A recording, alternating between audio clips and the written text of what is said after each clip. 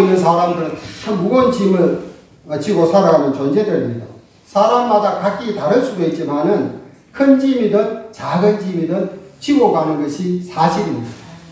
오늘 찬송가 337절에도 내 모든 시험 무거운 짐을 주 예수 앞에 아뢰리니, 저는 그 찬송을 부를 때마다 저도 모르게 막 감격이 되고 감동이 되고 눈물이 나와요.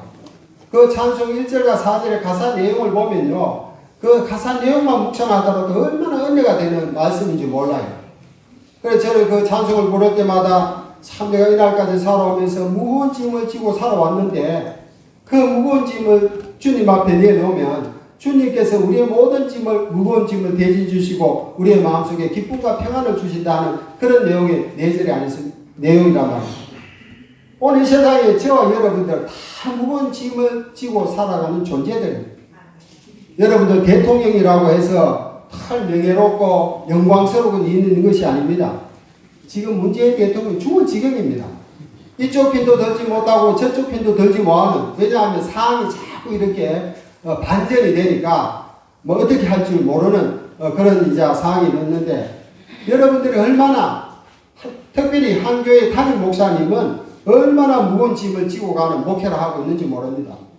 여러분들 목사님들 볼 때마다 평소에는 이렇게 웃고 가까이 하고 하니까 그런 걸 모를 것 같아도, 성도들 다 보내고 난 후에 목사님 혼자 서재에 앉아가지고 얼마나 성도들이 아프다 하면 그 일을 위해서 기도하고 염려하고 신방 가고 설교 준비하고 뭐 새벽기도로 준비하고 이렇게 하는 것들이요, 얼마나 마음에 무거운 짐이 되는지 몰라요. 그런데도 그런 마음에 그런 늘 무거운 짐을 지고 살아가고 있지만은, 그러나 때로는 예수님의 십자가를 바라보면서 예수의 십자가의 은혜로 그 무거운 짐을 주님께 맡겨버리면 다 무거운 짐을 주님께서 맡아주시고 모든 문제를 해결해 주시는 그런 은혜 때문에 살아간다는 말씀입니다. 저도 목회자이고 목사할 때는 늘 정신적 짐이 떠나가지 않았습니다. 근데 지금은 얼마나 마음이 평안한지 몰라요. 왜냐?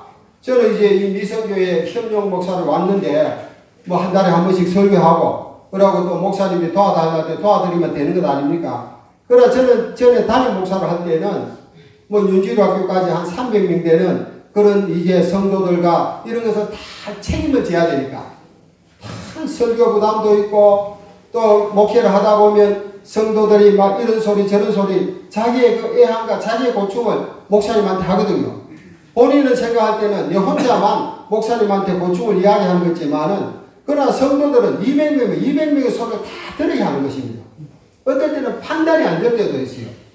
이것이 옳은 것인지 이것이 나쁜 것인지 이것이 그릇된 것인지 판단하지 못할 때가 있다는 것입니다. 그래서 그런 문제를 놓고 늘 기도하면서 문제를 해결해 달라고 그렇게 하고 있지 않는 겁니다.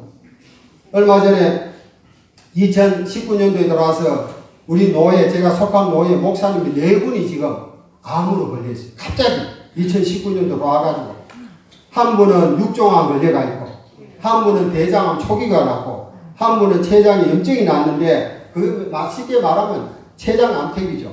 그리고 한 분은 얼마 전에 제가 경북대학교 중환자실에 병원에 갔는데, 그분은 갑상선 수술했는데 뭐 호르몬 약을 투입했는데 이것이 잘못되어 가지고 뇌로 단백질이 올라갔다는 거예요. 근데 이 단백질이 뇌 속에서 변형이 돼 가지고 암세포로 번질 가능성이 있는데, 이거는 현대의학으로는 고칠 수가 없다는 겁니다. 제가 그 알이죠. 경북대학교 7시에만 딱 내내 할 수 있는 시간에 그 목사님의 손을 잡고 제가 얼마나 우는지 몰라요. 짧은 그 면회 시간이지만은, 제가 평소에 좋아하는 후배 목사님이기도 하지만은 이제 61살이에요. 61살. 이제 목회 한참 전성기고 꽃을 피울 나이에 희귀암병, 병명도 안 나요. 경북대학에서 이 병은 병명을 뭐라고 말할 수가 없다는 겁니다. 단백질이 잘 뭐 내려가서, 그래 쉽게 말하니까 가무병 같은 그런 이제 증상이 나타난다. 그래 이 뇌로 들어가면 어떻게 할 수가 없다는 겁니다. 수술로도 안 되고 약으로도 안 되고, 또 하나님의 치유의 손길하고는 도저히 고칠 수 없는 그런 병이거든요. 그래 그런 것을 보는 순간에 저는 누가 아프고 암에 걸렸다 이렇게 하면 지금 남 일이 아니다. 바로 내 일이다 마찬가지다. 너는 절 그렇게 생각합니다. 다른 사람의 아픔이 어떻게 하면 나의 아픔일 수도 있다. 다른 목사님의 아픔과 고충이 어쩌면 나의 아픔과 나의 고충이 될 수 있다. 그런 마음으로 저는 찾아가서 위로하고 기도합니다. 얼마나 한평생 목회에 무거운 짐을 지었기에 마지막에는 제가 목사님들 그렇게 해서 하나님 일찍 데려가신 분들이 많더라고요. 그런데 그 두 가지 공통점이 있는데 첫째는 스트레스고 두 번째는 가로예요. 가로. 얼마 전에 중앙 의료원 거기에 응급팀장, 응급과장이 순직하지 않았습니까? 병원에서. 막 설날 그 연휴해가 막 응급 환자가 계속 들어오는데 그 돌보다고 그 환자가 죽었습니다. 그 의사가. 그러고 나서 한 2주 후에 또 의사가 막 주야로 막 그래 근무하다가 순직했다는 병원에서 죽었다는 그런 이제 비보를 듣게 되는 겁니다. 여러분들 얼마나 그 마음에 무거운 짐이 있길래 결국 그 무거운 짐을 견디다 못해서 그냥 죽는 거예요. 그러나 우리는 아무리 무거운 짐이 있지만은 주님께서 우리의 모든 무거운 짐을 맡아주시기 때문에 우리는 살아갈 수가 있고 날마다 은혜 가운데 살아갈 수 있고 날마다 주님이 주시는 은혜와 평강 속에 살아갈 수 있는 그런 은혜가 있는 것을 늘 하나님 앞에 감사하시는 여러분들이 되시기를 주님의 이름으로 축원을 드립니다. 아멘. 그래서 여러분들은요 참 우리 목사님의 그 수고를 알아줘야 돼요. 목사님이 늘 수고하시고 우리가 잘 모르지만은 그러나 목사님 나름대로 기도하고 성도들에 대하여 얼마나 걱정하고 근심하고 그런 짐을 입고 간다는 것을 우리가 늘 기억해야 한다는 것입니다. 디모데전서 5장 17절에도 잘 다스리는 장로들은 배나 존경할 자로 알되 말씀과 가르치고 수고하는 이들에게 더욱 그리할지니라. 여기에 잘 다스리는 장로는 가르치는 교사, 목사님을 가르치고 있습니다. 우리가 목사님을 존경해야 됩니다. 그리고 말씀과 가르침에 수고하는 이들에게 더욱 그리 알아주라는 겁니다. 알아주는 걸로 끝나는 게 아니라 그만큼 우리가 마음을 같이 해주고 또 목사님 도와줄 것이 무엇인가 이렇게 생각하면서 그렇게 할 때에 그 마음속에 기쁨과 평안이 있을 줄을 믿습니다. 우리말에 천수꾼은 천가지 걱정, 만수꾼은 만가지 걱정이 있다고 했습니다. 큰 교회든 작은 교회든 걱정 근심 없이 그렇게 목회하는 사람이 없습니다. 이번 주 월요일날 화요일날 서울 사랑의 교회에서 목회자 플러스라는 그런 컨퍼런스에 제가 1박 2일 동안 참석했습니다. 거기에 이제 오신 두 강사님이 미국 워싱턴 중앙교회에서 큰 교회를 개척해가 큰 교회를 이룬 그렇게 유홍열 목사님하고 또 미국 필라델피아 중앙장로교회 거기에 원로 목사님이었는 이용걸 목사님하고 두 분 했는데 제가 말씀이 얼마나 큰 은혜를 받은지 몰라요. 제가 거기 참석하자 하길래 제가 이런 소리 했습니다. 이제 목회는 이제 은퇴를 얼마 남지 않았는데 남은 목회를 정리할 이쯤에 내가 현장 목회도 하는 것도 아니고 그런 데 가서 내가 공부해봐야 옛날에 다 배운 건데 뭐 내한테 큰 도움이 되겠나. 항상 초청하는데도 막 그렇게 권유할 때 내가 거절했어요. 거절했는데 하도 반성해가지고 따라가봤더만은 거기 가서 많은 은혜를 받았어요. 여러분들 우리 장로교에서 제일 큰 교회가 사랑의 교회입니다. 서초구에 있는 서초구에 제가 거기 이제 방문을 3번이나 했는데 그 교회는 막 건물이 어마어마해요. 건물이 얼마나 어마한지 그 교회는 지하가 예배당인데 지하에 바로 전철역이 바로 거기 있어요. 그래서 서초구 그 2번역에 타면 바로 교회에 들어가게 되어 있어요. 그렇게 교회가 잘하는데 성도수가 35,000명이라고 합니다. 그래서 35,000명 가면 상상이나 갑니까? 그런데도 그 교회를 담임하시는 오정년 목사님이 하나의 지금요 뭐 말로 말할 수 없는 그런 이제 참 고충 가운데 지금 목회를 하고 있거든요. 목회를 하고 있는데 여러분들 한 200명 담임하는 담임 목회자도 한 성도들 뭐 이런저런 잡음 소리 들리고 교인 간에 불하는 소리가 들리고 또 목사들 힘들게 하는 그런 그때 있다면 목사가 참 힘들어하는데 이 35,000명 되는 교인들을 갖다가 영적으로 이렇게 다스리려고 하면 물론 하나님께서 배후에서 역사해 주셔야지 그걸 감당하지 누구나 아무나 할 수 있겠습니까? 근데 그 목사님이 하시는 말씀이 여러분들 제가 큰 교회 있다고 여러분들 다 부러워하는 것 같아도 저는 차라리 시골교회 많은 교회 가서 그렇게 목회하는 것이 그 얼마나 행복한 목회를 하겠습니까? 그런 마음을 가지고 있는 것을 보았습니다. 오늘 제가 본문에 말씀을 통해서 드린 것은 수고하고 무거운 짐 자자 다 내게로 내가 너를 쉬게 하리라. 저는 예수님이 우리에게 주시는 말씀이 다 은혜되고 우리에게 참 감동이 되는 말씀인데 오늘 마태복음 11장 28절에 있는 이 말씀은 우리한테 얼마나 큰 은혜가 되고 위로가 되는 말씀인지 모릅니다. 수고하고 무거운 짐지자들아. 예수님이 바라볼 때는 이 세상의 사람들은 수고하고 무거운 짐지자들입니다. 여기서 말하는 우리는 세상적으로 뭐 무거운 짐을 지고 가는 그런 인생을 가리키는 것이 아니라 여기에 짐이라 하는 것은 죄짐을 지은 사람들입니다. 그래서 찬송가에도 죄짐을 지고서 고나거든 주 예수를 영접하라는 그런 찬송이 있지 않습니까? 오늘 저와 여러분은 이 무거운 짐이 무엇인가? 바로 죄짐이라는 것입니다. 죄짐. 죄의 짐을 지고 우리는 살아가고 있습니다. 여러분들 나름대로는 나는 아무것도 무거운 짐을 지지 않았다 생각할지 몰라도 주님이 보실 때는 이 세상에 하늘 아래 사는 모든 인생들은 다 무거운 죄짐을 지고 지금 걸어가고 있어요. 그래서 수고하고 무거운 짐자들아 다 내게로 가. 내가 너희를 쉬게 하리.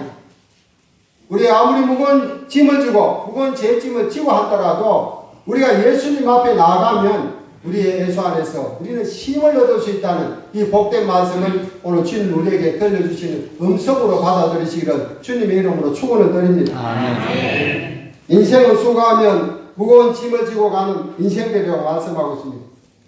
솔로몬이 인생의 말년에 이르렀을 때 인생에 수고하는 것이 모두 다 헛되다고 했습니다.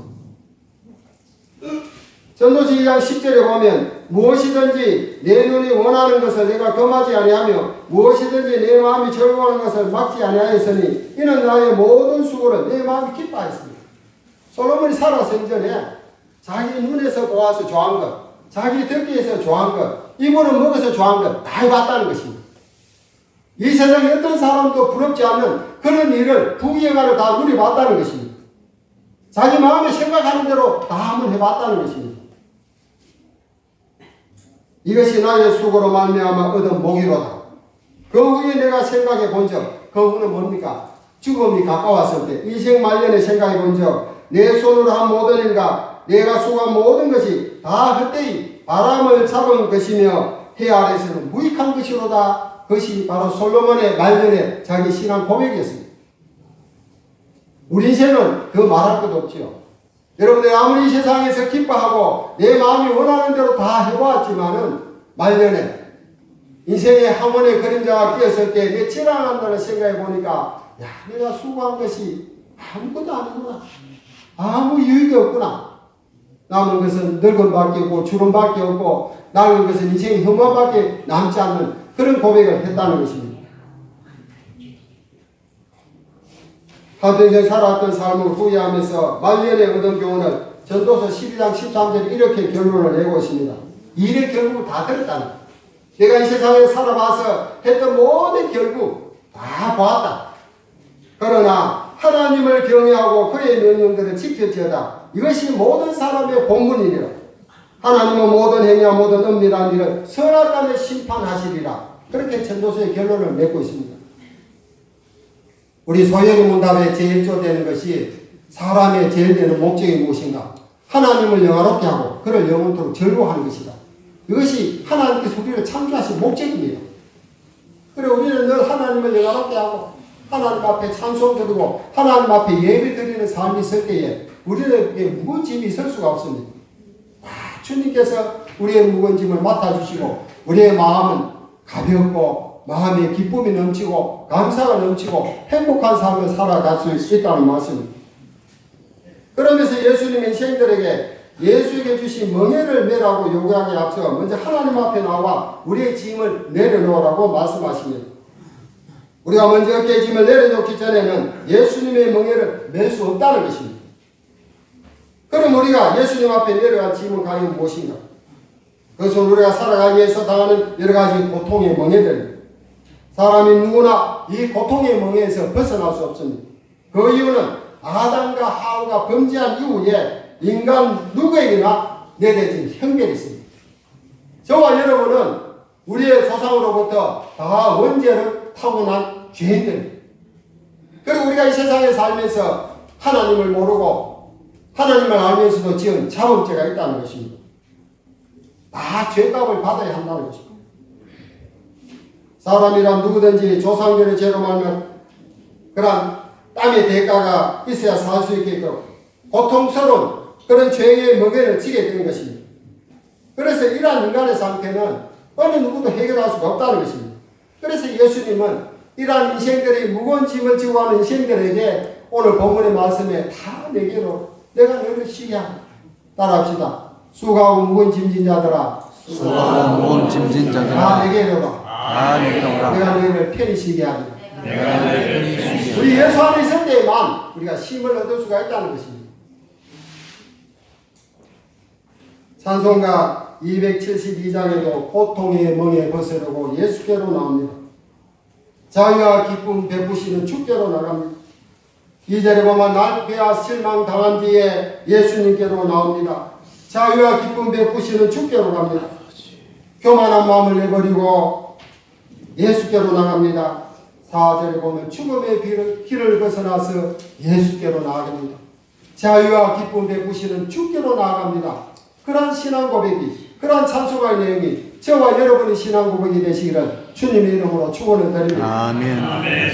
참 안식은 예수님의 멍에를 내고 배우는 것입니다. 오늘 본문에 보니까 나는 마음이 온유하고 겸손하니 나의 멍에를 메고 내게 배우라. 그래야 하면 너희 마음이 쉼을 얻는다. 그렇게 말씀하고 있습니다. 28절에도 내가 너희를 쉬게 하리라 했고 29절 하반절에도 너희 마음이 쉼을 얻는다 했습니다. 너희 마음이. 여기에 멍에는 어떤 멍에를 가리킨가 하면 그 당시 이스라엘에는 소를 길 때에 소 2마리가 한 결의로 해서 밭을 내는 것입니다.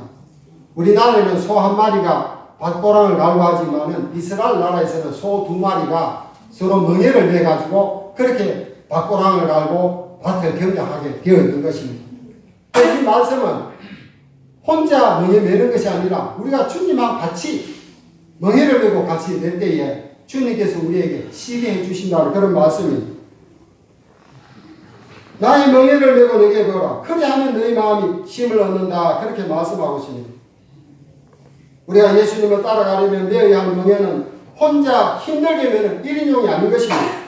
바로 2인용이라는 것입니다. 따라서 우리들이 예수님의 멍에를 메고 하면 자연히 우리의 인생길에 동행해 주신다는 겁니다.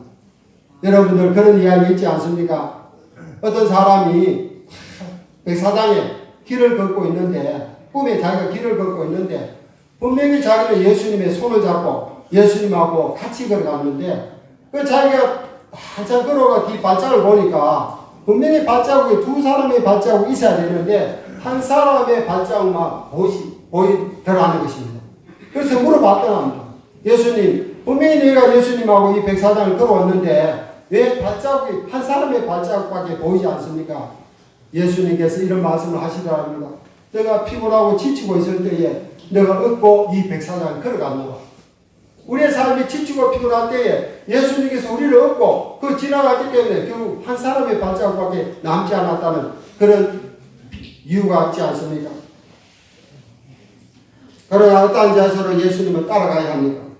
바로 온유와 겸손한 자세로 따라가야 한다는 것입니다. 우리가 온유한 겸손한 자세로 따라가지 않으면 예수님과 같이 나아갈 수 없습니다. 예수님께서 말씀하신다. 나는 마음이 온유하고 겸손한 너희는 내게 와서 배우라고 그렇게 말씀하고 있습니다. 우리가 예수님을 볼 때마다 예수님은 온유하신 분입니다. 예수님은 지극히 겸손하신 분입니다. 저는 이날까지 짧은 목회 가운데서도 목사님들이 온유하고 겸손한 목회자는요, 참 은퇴하고 나서도 많은 후배 목사님들이 그분한테 찾아가고 인사를 하게 되고 평소에 우리가 말할 때도 참 우리가 존경하는 말사로 하자가 되는 것입니다. 참 우리가 온유해야 됩니다. 겸손해야 됩니다. 성경에 보니까 온유한 자는 풍부한 화평으로 즐기리도다 그런 말씀이 있습니다. 온유한 자는 땅을 기업으로 받는다고 그렇게 말씀하고 있습니다. 예수님 바로 온유의 표상이십니다. 예수님 바로 겸손의 표상입니다. 우리 성도님들도 예수님의 성품을 닮아가야 됩니다. 온유해야 됩니다. 겸손해야 됩니다. 여러분들 온유가 영어로는 젠틀이라고 쓰여 있습니다. 영국의 신사를 가리켜서 젠틀맨이라고 합니다. 쉽게 말하면 영국의 정말 참다운 신사는 온유한 사람이 신사라는 것입니다. 많이 배우고 매너가 좋고 어떻게 되는 것보다도 온유한 사람, 그런 사람을 가리켜서 젠틀맨, 온유한 사람이라고 그렇게 말씀하고 있습니다. 오늘 이 말씀을 통해서 나는 마음이 온유와 겸손하니 나의 명예를 배고 내게 배우라. 그리하면 너희 마음이 힘을 얻는다. 그리고 또 30절에 보니까 이는 내 멍에를 싣고 내 집은 가벼움이라 하시니, 우리 혼자 문제를 해결할 때는 힘들고 어렵습니다. 보통의 멍에를 메고 갈 수가 없습니다. 그러나 우리가 주님과 같이 멍에를 메고 주님 안에 가하게 되면 우리의 짐은 가볍고 우리는 늘 마음속에 주님으로부터 주시는 그런 마음의 평안을 얻게 될 줄 믿습니다. D.L. 무디는 이런 말씀을 했습니다. 영혼의 안식, 이것은 고달픈 인생 모두가 바라고 추구하는 목표이다 이렇게 말했습니다. 오늘 누구로부터 안식을 얻을 것인가? 많은 사람들은 세상으로부터 뭐 안식을 얻으려고 합니다. 사람으로부터 뭐 안식을 얻으려고 합니다. 그러나 진실한 안식은 되지 못한다. 솔로몬이 만약에 고백한 것처럼 해 아래서 수고하는 것이 다 무익하다. 내가 이날까지 살아온 모든 것을 되돌아볼 때에 마치 바람을 잡으려는 것이고, 하나님의 경외하고 그의 본분을 지켰지어다. 이것이 사람의 본분이라고 그렇게 말씀하고 있지 않습니까? 오늘 우리가 주님과 함께 정말 주님으로부터 안식을 얻으시기 바랍니다. 여러분 한 주간 동안에 이 세상에서 여러분의 삶은 제가 다 모릅니다. 어떻게 한 주간 동안 살아왔는지, 이 세상에 얼마나 찌든 삶을 살아왔습니까? 오늘과 주일날 와서 이렇게 와서 예배를 드립니다. 오늘 주님의 말씀을 듣고 여러분의 마음에 주님으로부터 말씀을 통해 안식을 얻게 해서 이곳이 온 줄 믿습니다. 아멘. 그래서 오늘 이 시간에는 여러분 주일만큼은 내 모든 무거운 짐을 다 주님 앞에 내려놓고 예배를 통하여 찬양을 통하여 기도를 통하여 말씀을 통하여 문제를 해결받고 또 한 주간에 힘있게 살아가시는 여러분들이 되시기를 주님의 이름으로 축원을 드립니다. 아멘. 하나님 아버지 감사합니다. 우리의